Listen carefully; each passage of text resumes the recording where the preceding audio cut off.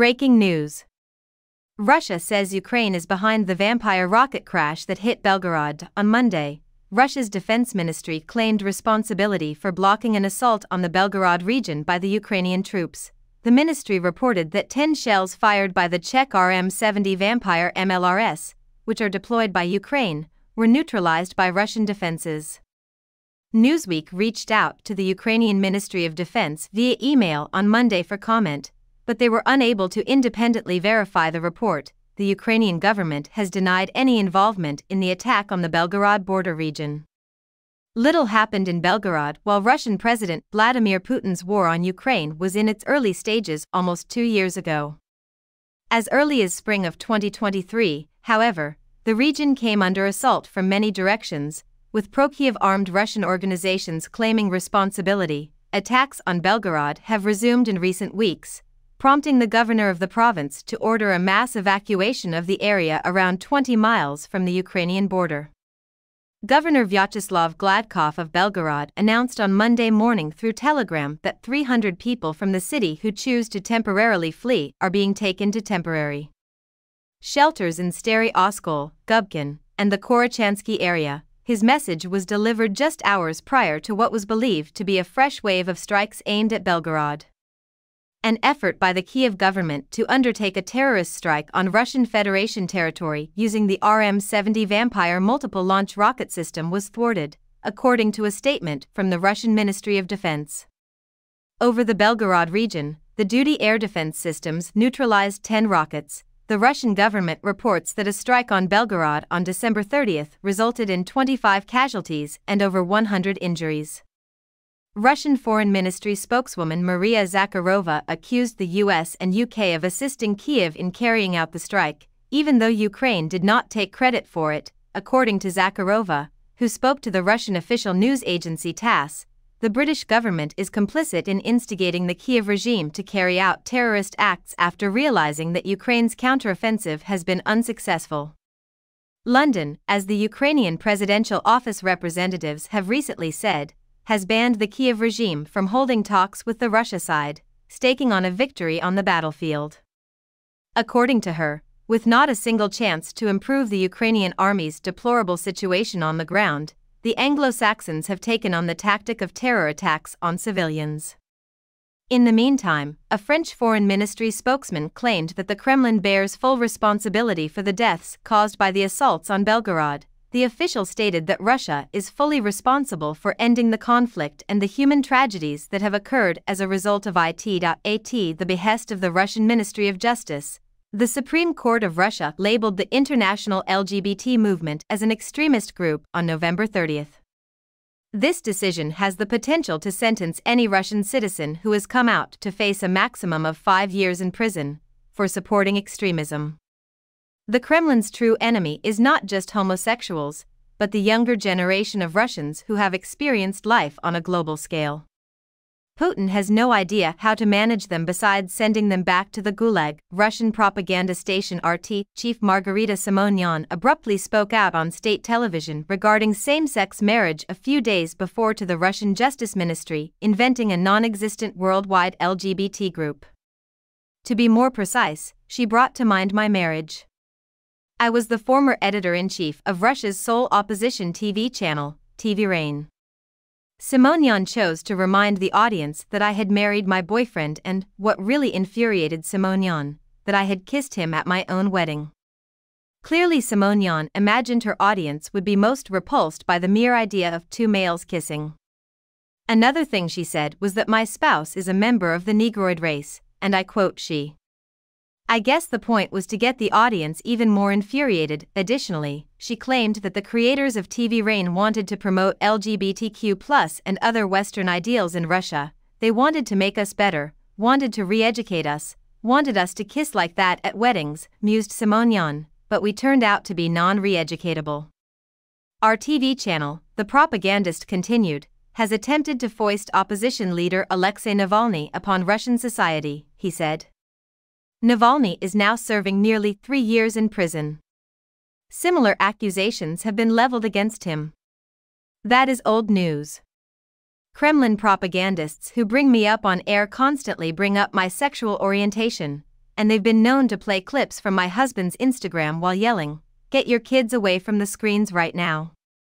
Why? It would appear that the propagandists have the view that even bringing up the subject of sexual orientation completely devalues and demolishes their intended audience. The Russian government's crackdown on LGBTQ people started in 2013 with the passage of the first homophobic law in the country, which outlawed propaganda of non-traditional sexual relations among minors. It outlawed the portrayal of LGBT characters in media, including movies and theater. Ever since then, any depiction of same-sex relationships, even in seemingly innocent situations, such as Dumbledore in J.K. Rowling's Fantastic Beasts, has been classified as 18+. Was widely believed in 2013 that the Kremlin was attempting to scare liberal intellectuals and cultural elites while simultaneously appealing to the most ignorant and homophobic segment of the voters. At the time, everyone understood that this was a populist move. Vyacheslav Volodin, Russia's foremost ideologue at the time, was the law's progenitor.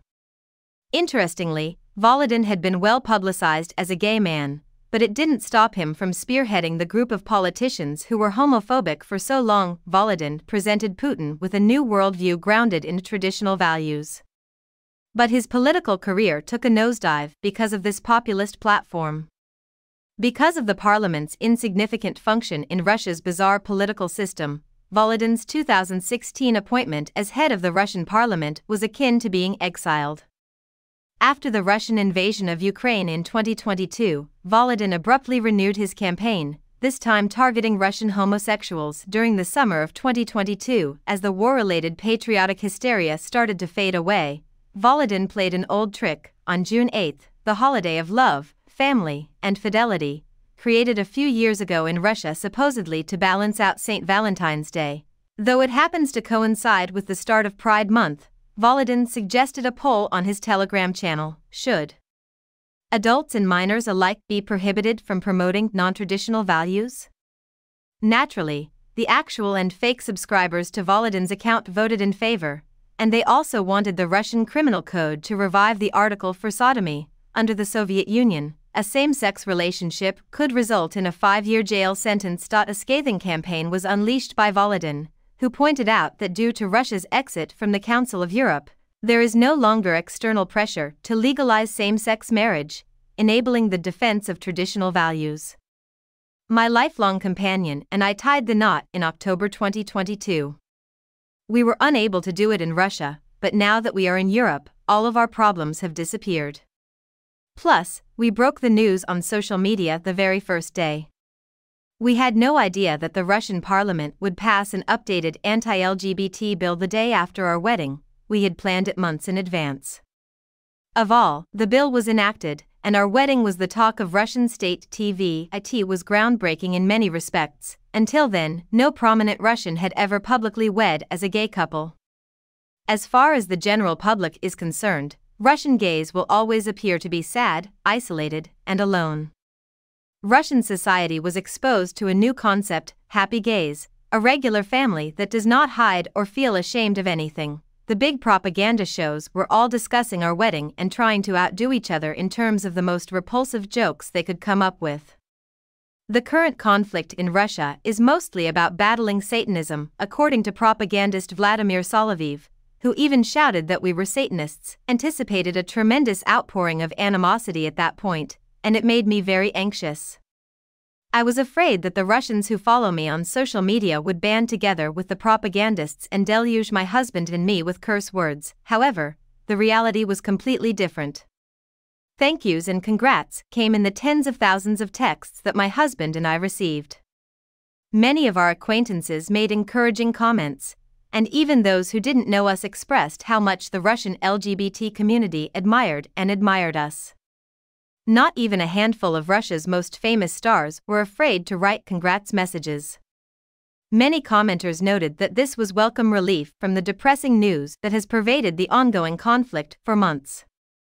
Homophobia is foreign to large segments of Russian society, according to social media users. Naturally, there were some critical remarks. But nearly every one of them originated from private accounts with stock photos that looked disturbingly same. It appeared to be an automated attack.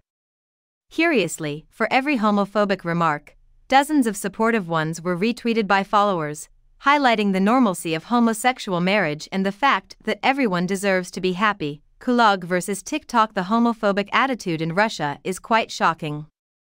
Some people were born and raised in the Soviet Union, while others did not. This generation gap